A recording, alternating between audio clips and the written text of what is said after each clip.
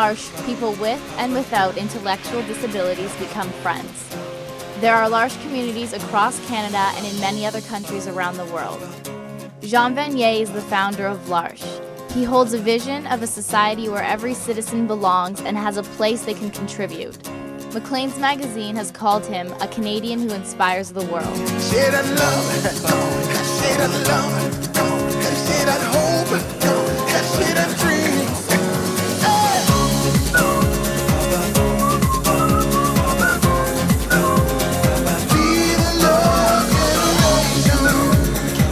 Today we're going to be able to meet Jaan Vanier and get a better understanding of what his concept of belonging and what he wants the world to become. It's a big thing nowadays in high school especially. Kids are having a hard time, really finding a sense of belonging in their schools, and I think it's really important that students take this concept and run with it. I think it'll really advance the way kids at school interact and hopefully better the high school environment as well as the environment after school and post-secondary education.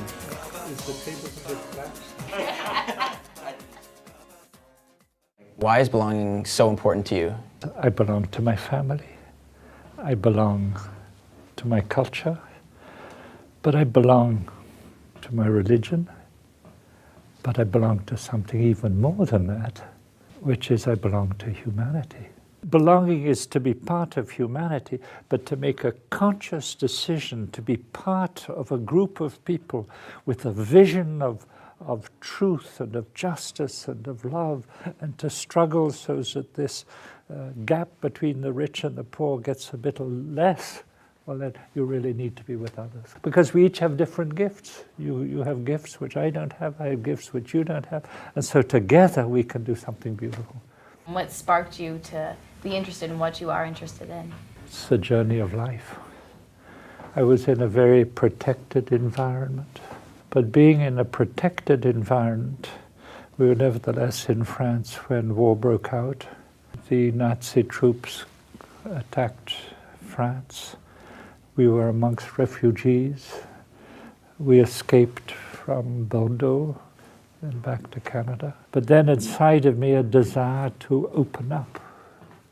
And that brought me to Naval College when I was 13. I spent 8 years in the Navy, which I loved. But then I felt there was something missing, and I was in a way searching for a meaning to life, meaning to my life. What did I want to do with my life? So I left the Navy and I met a priest who was a holy man. And if ever you find in your life a holy person, stick around, because they don't grow on every tree.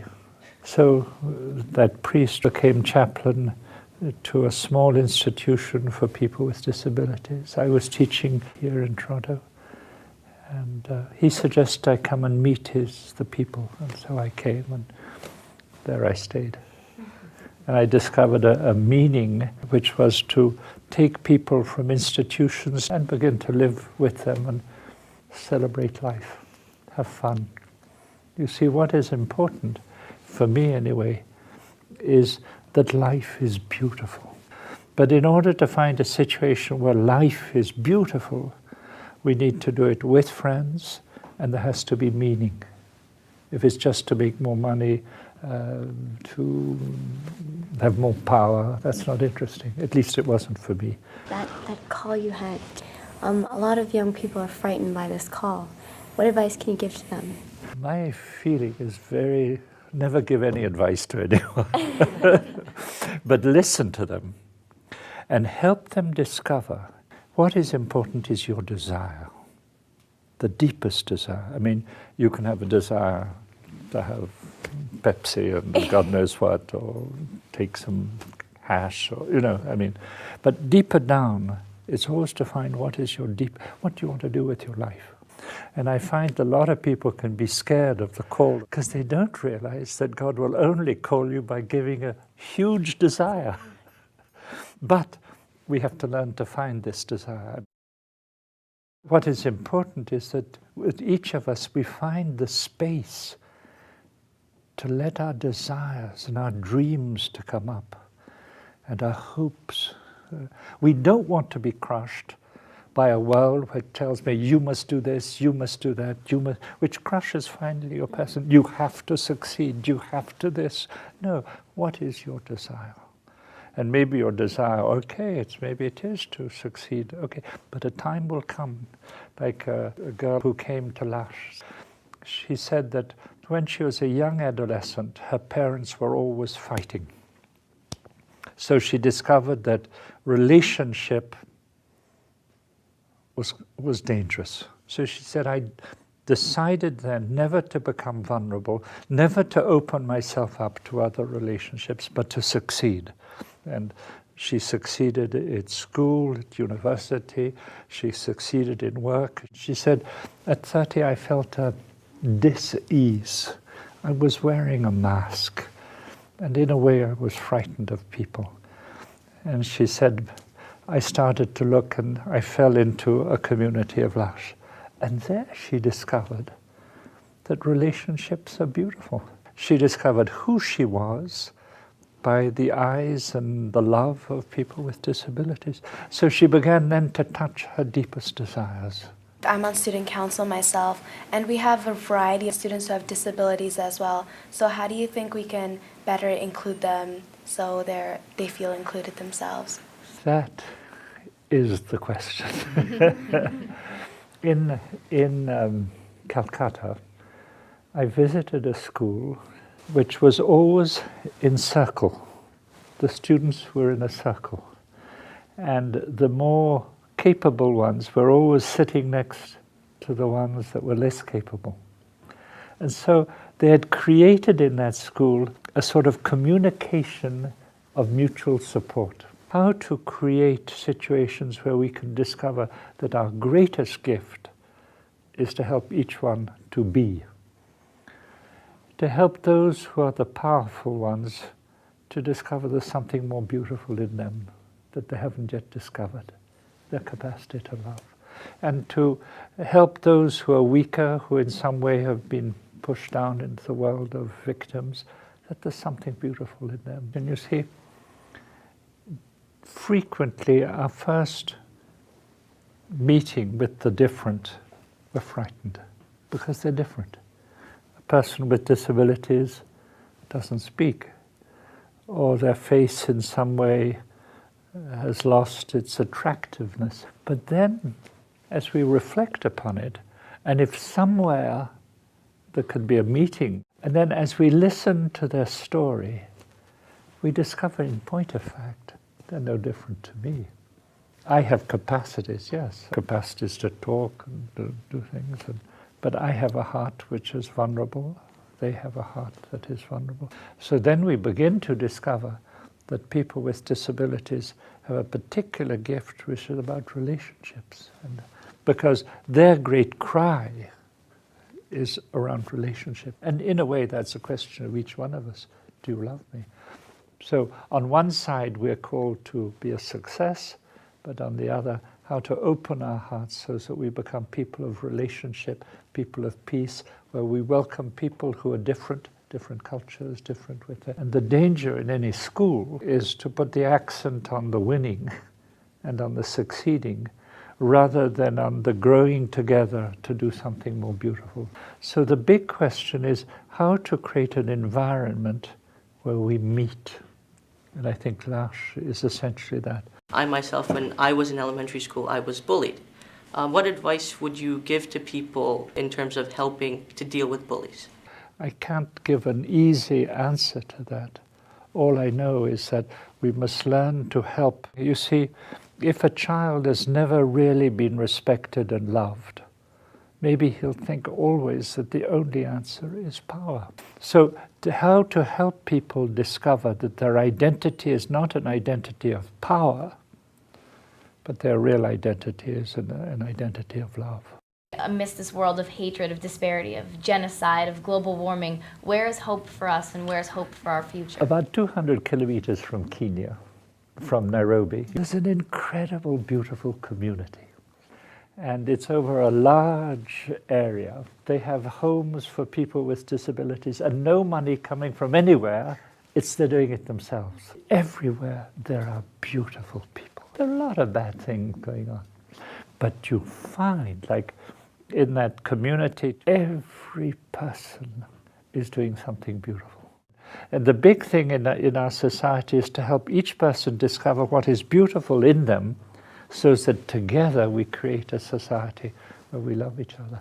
How about like here in our own homes, like how do you see us in 20 years from now? You'll probably find a world which is even more beautiful and even more terrible, because that has been the history of humanity. There'll be more and more realities of people coming together to love each other through the boundaries of ecumenism and interfaith and humanity. You'll find more and more beautiful things all over, but you'll find also more and more terrible things.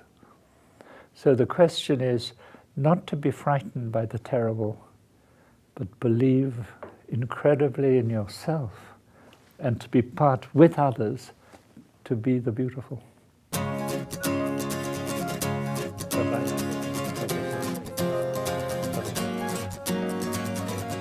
The main thing that I'm taking back to my school is, build upon this idea of like love and to expel the bullying through that.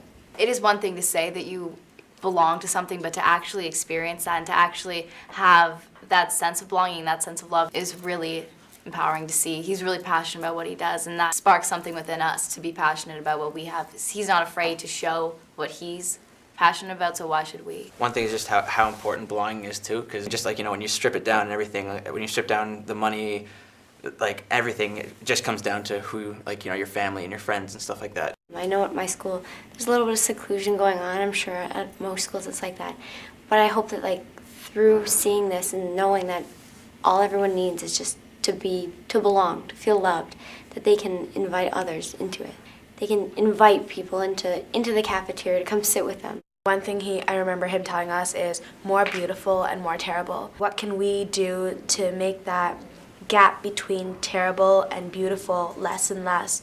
Because we're trying to find a center where both sides can meet, beautiful and terrible, poor and rich, and that gap just keeps getting bigger and bigger and doesn't seem like it's going to close off. Right now, I'm graduating, so me and a lot of my friends are frightened. We don't know what we're doing, and he said to find this desire. I just hope that when I leave here today, I'll be able to find that desire that will guide me through where I want to go. The one thing that I noticed the most was his sense of optimism. The fact that there is still good in this world. It's just like a different mindset in terms of how I would be looking at situations and events in terms of trying to build a community of inclusion. I'm really interested in world issues, and when I look at them, I become more and more depressed by what's going on in our world, looking at HIV and looking at genocides. That saddens me. But when he was speaking to me, he said, in every situation there are beautiful people doing beautiful things. So that kind of gives me a new outlook, a new way to look at things, because no matter what, there always are going to be beautiful people. Be the love generation. Yeah, yeah, yeah, yeah. Be the love generation. And you ring her up and say, you're my friend.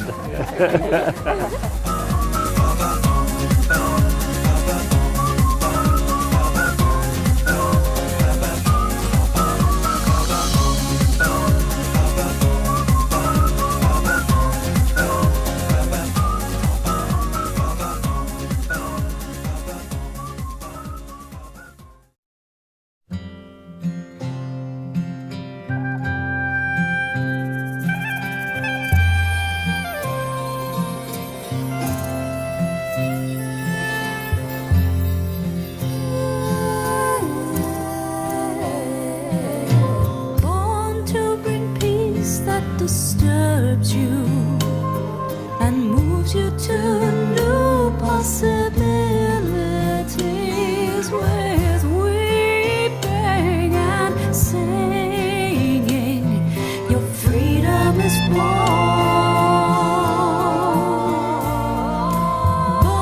to bring sight to our sleepy eyes, born to make children out of those who are wise, with hands out reaching